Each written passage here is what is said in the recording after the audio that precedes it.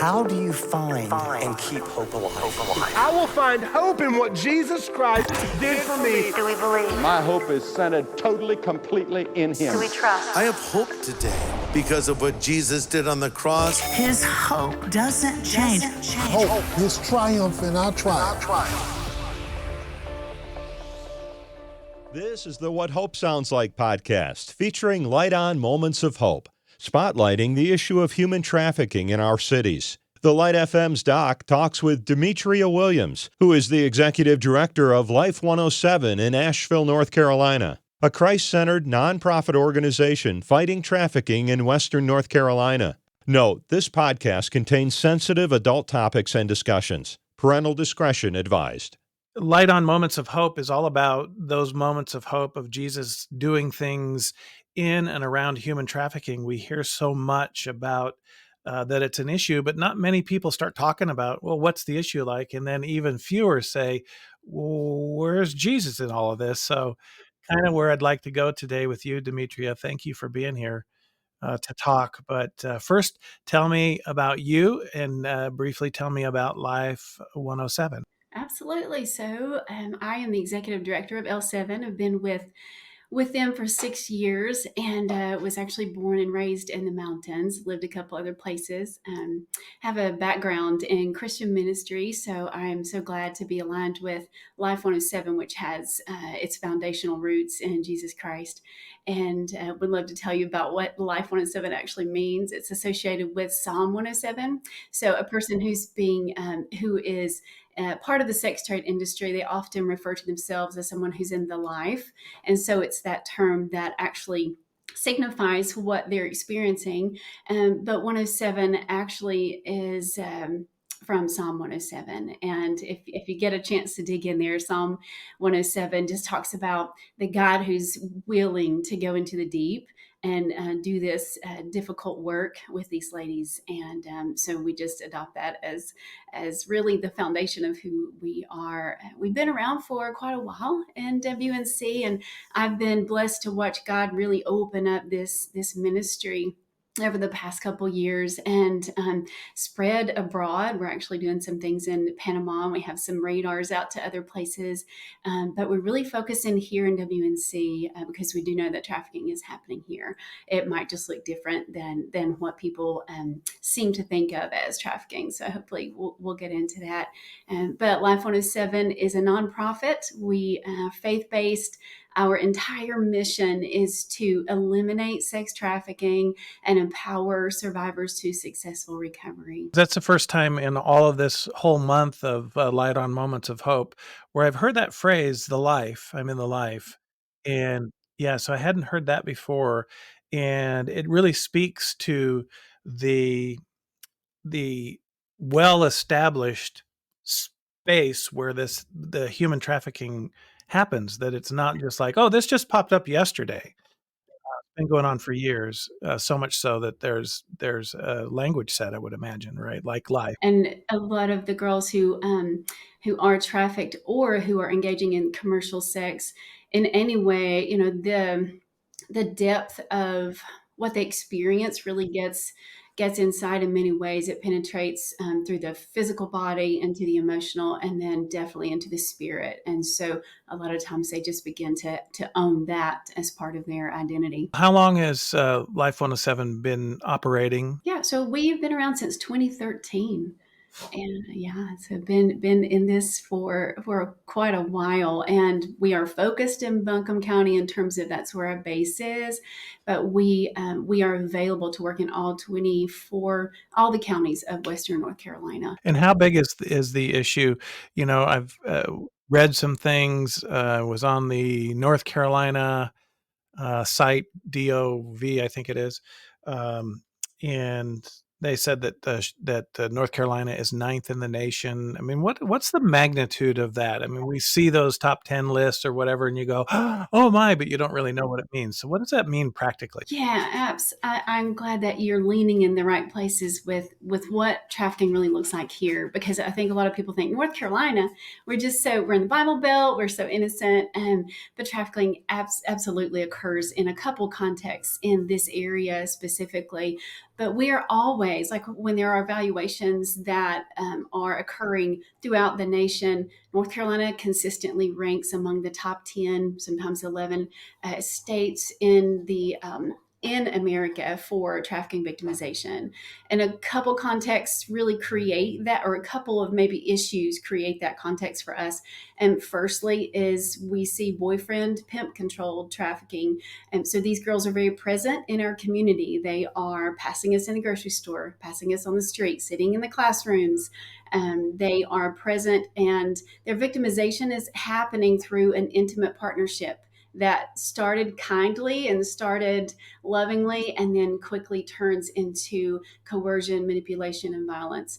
We also see what is often referred to as familial trafficking, and I specifically call that backdoor trafficking. And this is when a child is often very young and being traded or forced into commercial sex by someone in the family. And so that could look like a mother who has an addiction and who needs to be able to serve her substance use disorder. And so she chooses to trade a child for commercial sex. It could be a father who wants control. It could be anyone in the family who is benefiting from the commercial sex of a minor, of a child. And then lastly, we see lots of survival sex, specifically survival sex, specifically in the community who is experiencing homelessness in Asheville and surrounding places. So you think about the circumstances that these women are in. They have nothing to give in order to have their needs met. And so we know that oftentimes commercial sex is traded in order to meet those needs. So WNC is no exception to the rest of North Carolina and the rest of the nation when it comes to trafficking victimization. One of the curiosities I've had is certainly statistically, the statistics point to bigger cities, that this is prevalent in bigger cities.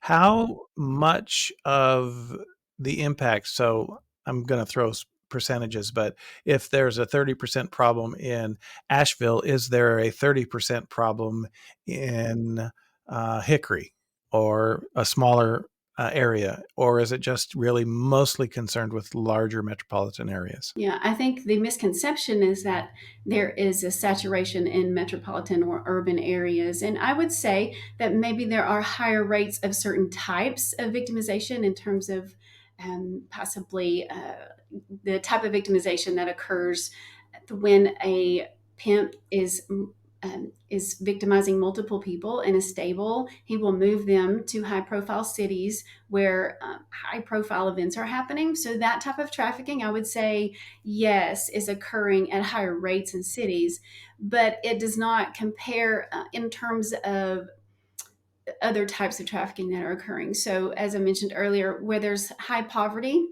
or high drug use, we often see an uptick in trafficking. And so we know with the recent opioid crisis that a lot more commercial sex is happening to serve those habits. And after COVID, we see mass amounts of poverty, people who cannot make ends meet. And so they resort to the trade of commercial sex. So I think it is a comparison. There are high rates in certain cities across our state, and it just looks differently in terms of how that is playing out in the community. From what I've hearing you say, that this is number one, there's a transaction, there's transactional stuff, meaning, and that's kind of master of the obvious there, but the question is about whether it is, as you mentioned, you categorized as survival versus possible greed or possible building empire business. Is that what we're kind of talking about, or is it everything in between? Oh, yeah. I think what would help is to define trafficking, and then that would help us to put this in the right space as a criminal action. So trafficking occurs when any person exchanges a sex act for anything of value, and they are under the age of 18. So if a minor is engaging in commercial sex, they are being trafficked. We do have a large number of people who are trafficked over the age of 18.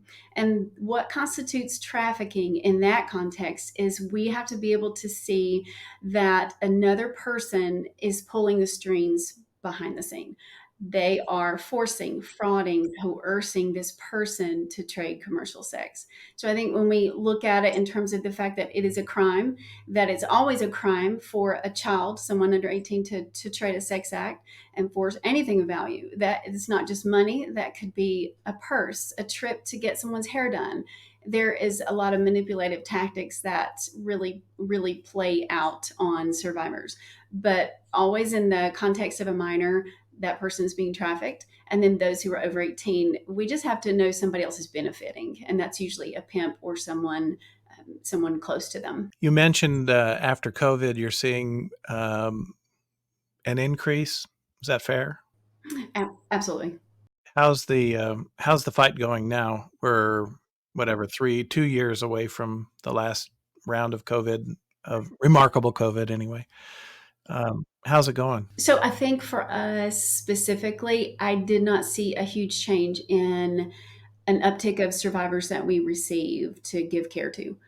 So I haven't seen it through that lens being greatly impacted. But I do know because of the data that really the commercial sex trade increased because of COVID. And I've got to say also that I think familial trafficking upticked because people were losing jobs, could not pay for their needs, and because a lot of young children who weren't victimized before became victims, and then those who were actually already being victimized were not in a classroom where they could be recognized by a teacher.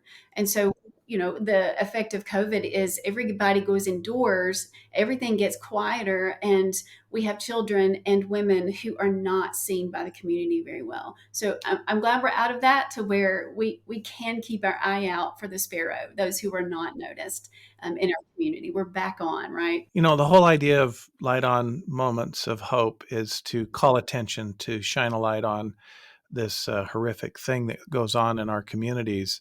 And we talk a lot about the survivors, and we talk a lot about the situational, like we just have the different situations, familial or survival, or just point blank trafficking for dollars. But is there a profile? Is there a way in which we can say, here are the people who are perpetrating this crime? And I'm talking about going past the quote unquote pimp. Who are, I would say, who are these people? Yeah. Oh, wow. For sure. I am so glad that we do talk about survivors first, and that we also don't forget that there are other people at play in this who are driving the demand for commercial sex. And firstly, there is who we call the pimp or the trafficker. It's the person who's involved in benefiting from this person's exploitation. They usually pocket the money, and there's a lot of manipulative tactics that they have learned over their lifetime. And sometimes people are brought up in this type of culture or worldview to where it's okay to exploit another person, and they just learn this. They learn this trade over time. Some people fall into it in other ways, but I do think we have to think outside of how in our minds we think of as a pimp being a certain way, and that is not the case. Just being in this work for a while, seeing that pimps can literally be anyone who is willing enough to benefit from the exploitation of another person. And I would say what they have in common is probably early childhood trauma, just like the girls that we work with. 95% of victims of trafficking have been exposed to some type of extensive trauma as a child, maltreatment or abuse. And I would say it's the same for traffickers, that they have some type of crack in the foundation that has led them into this space. And at the same time, they've learned skills of manipulation and coercion. And oftentimes pimps are very violent. And so we just see that this could be anyone in the community. And also we have to talk about what we call Johns or tricks, which are buyers, people who are conditioned over time to purchase a human for sex. And I think that's where Life 107 is really trying to pour in a lot of resources, specifically within the past year, just training up a generation that has a solid, natural, intimate, godly platform for sexuality. And I think that's where the root is. And when we dig in and we make sure this generation and the future generation has the right way of thinking about what is sexuality. Look at this divine gift that God gave to all of us and us protecting that. And I think that's where we start with demand. And L7, if on Life 107's website, you can see where we are really working against the demand, as well as working with the women who've been in the sex trade. Yeah, I think that's so important. It's so important to call out both sides. Mhm. These are people who are running large companies and providing goods, and sometimes saying great things about their companies and what they're doing in the community. And all along, they're on the other side of this really dark hole. So, which brings me to the everybody needs Jesus. And so, Moments of Hope is again about not just the problem, but where's Jesus in all of this? And I think, for someone who doesn't follow Jesus, I think it's super important to say, yeah, he's in this fight too. So can you share with me those kinds of stories, if you have any, about, yeah, you know what, here's where Jesus shows up every day, or one specific story where it was very obvious that he's at work? Absolutely. Yeah, I feel this week I was talking with someone about the blessing of having faith as a lens in this work. I don't know how any of us could ever do this work without constantly leaning into and pressing into his strength, his justice, his goodness that he withholds from no one. So I've seen Christ at work, and I've walked with him for 6 years in this with survivors. And when I began to really try to figure out what God wanted with Life 107 in terms of working with survivors, I sat in a hotel room in Ohio and I just prayed, God, give us what we need to come face to face with survivors and get them what they need. And I have seen him be so faithful to do that. Soon after that, he handed to us our first survivor that we could walk in this healing process with. And over time, he's given us multiple survivors that we could do this with. Here's what I'll say about the gospel of Jesus Christ. Commercial sex and being stuck in this industry does something great within the spirit. And we can bring people physical health. We can help to heal their mind from the wounds. And only Jesus Christ can bring full, pure, perfect healing. And I have, as being executive director, I've had conversations with girls in the life, and many times, almost always, they are okay with us praying over them. So we have a prayer warrior group who really prays this out for us, and we have seen great product in that. And we have seen prayers being prayed over these ladies, and they come into some type of circumstance in their life that makes the presence of God so clear to them. This work is hard, and these ladies have been through more than we can ever imagine. And so undoing all that is impossible outside of the authority of the Holy Spirit. And so, not specific story that I could share with you, but just looking back over these years and thinking prayer leads this thing forward. And I have seen those prayers that have been answered for these women, and God is faithful.